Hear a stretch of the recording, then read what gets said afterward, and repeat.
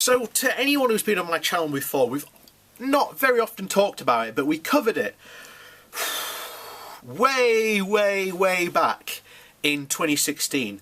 And the book we're talking about is one called Britannia Unchained. Now, many of these, as what we've been saying since the beginning, is that a lot of these people, and a lot of the reason the push behind Brexit is that it is a libertarian push to get rid of EU regulations. Because as we stated before, the difference between UK Euroscepticism and European Euroscepticism is that British Eurosceptics want to get completely rid of regulations. And so we've talked, and it has come up before the book, but this article in New Statesman I think is worth going over because it illustrates all these people that Boris Johnson just put into his cabinet also decided to put their name on Britannia Unchained as well. So it gives you the cause and the very act of what these people are about to do. So if anyone out there really wants to understand Boris Johnson's new cabinet, his position, and a lot of his people in cabinet, and what his aims are to do with the UK, then you have to go out and you have to read this book. There's no other way to understand what's about to happen to this country. But we'll move on to the article. So, the floor of Boris Johnson's car, recently captured by an enterprising photographer, contains little of note. Water bottles, empty coffee cups, receipts are strewn across the Toyota Priva, but among such the banal paraphernalia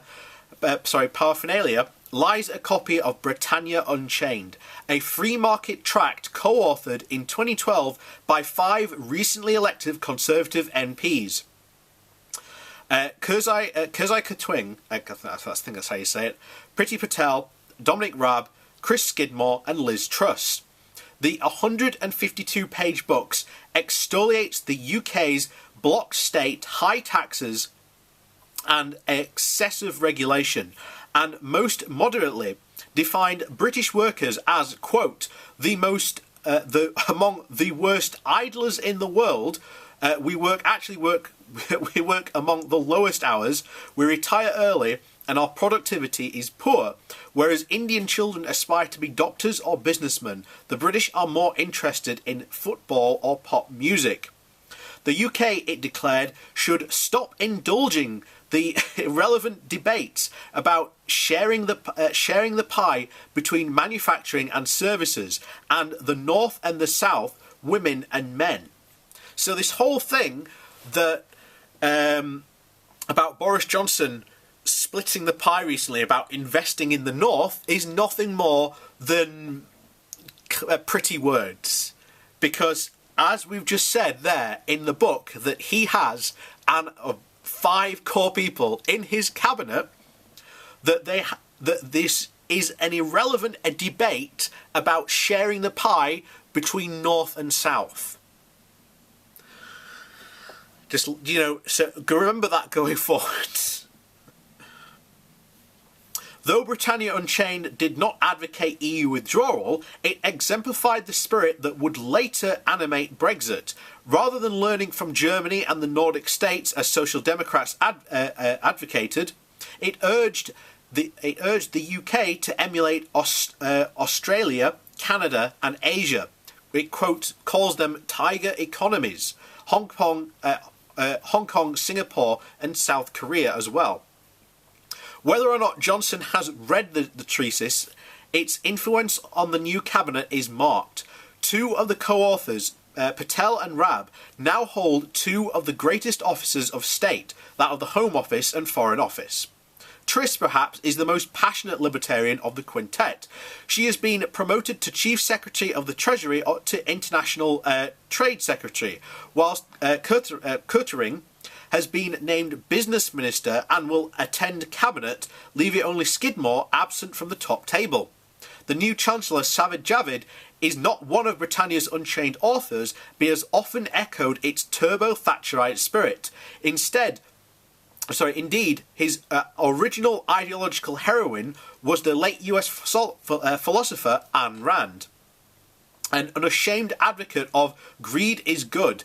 Economics is in the courtroom scene of Rand's book, The Fountainhead, which Javid often recalled. The main character, Howard Rourke, declares the man who attempts to live for others is a dependent. He is a parasite in motive and makes parasites of those he serves. The relationship produces nothing but mutual corruption. Now, however, Javid emphasises that he is not a Randian and never has been, and that altruism is one of the reasons I am in government.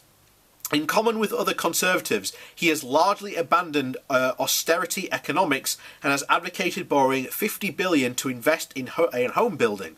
But Javid has continued to endorse such Britannia Unchained style policies as reducing corporate tax from 19%.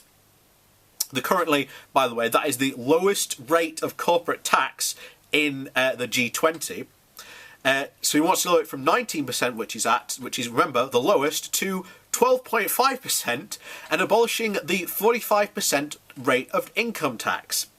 Johnson himself is an ideological magpie, embracing or dispensing with policies based on his own self-advancement.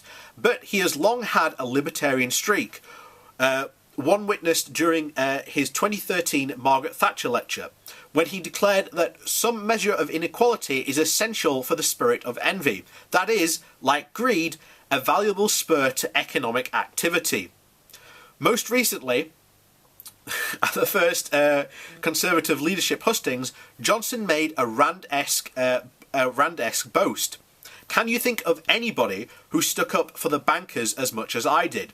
I defended them day in, day out, from those who frankly wanted to hang them from the nearest lamppost.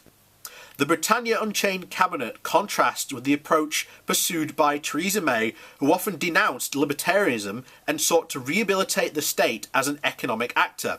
The former Prime Minister often framed Brexit as an opportunity to end freedom of movement of people from the EU. And Johnson's government will likely pursue a more liberal approach to immigration, ending the, quote, tens of thousands net migration target and potentially introducing an amnesty for some illegal immigrants. Of note, it is that Javid, Patel and Raab are all the children of immigrants, while Johnson was born in New York. But crucially, for the free market right, Brexit has a higher ideological purpose. The authors of Britannia Unchained viewed the Cameron years as a largely wasted opportunity. Though public spending was sharply reduced, taxes and regulation were not. The Leave vote in 2016 provided a new vehicle for Thatcherism 2.0, Brexit. In 2016, Patel and the then employed minister remarked, if we could just halve the burdens of the EU social and employment legislation, we would be able to deliver for a 4.3 billion boost to our economy and 60,000 new jobs. So remember that, what Priti Patel has just said there, that, if we could remove the burdens of, workers' rights and social and employment legislation. So I've warned on this on multiple times what these people intend to do, because they don't hide it. They are very out in the open about it. So for libertarians, the appeal of a no-deal Brexit, as threatened by Johnson, is precisely that it could create the conditions to impose policies unachievable in normal times, just as the 2008 financial crisis helped establish austerity. As Milton Friedman once remarked, only a crisis or a perceived one produces real change. When that crisis occurs, the actions that are taken are dependent on the ideas that are lying round.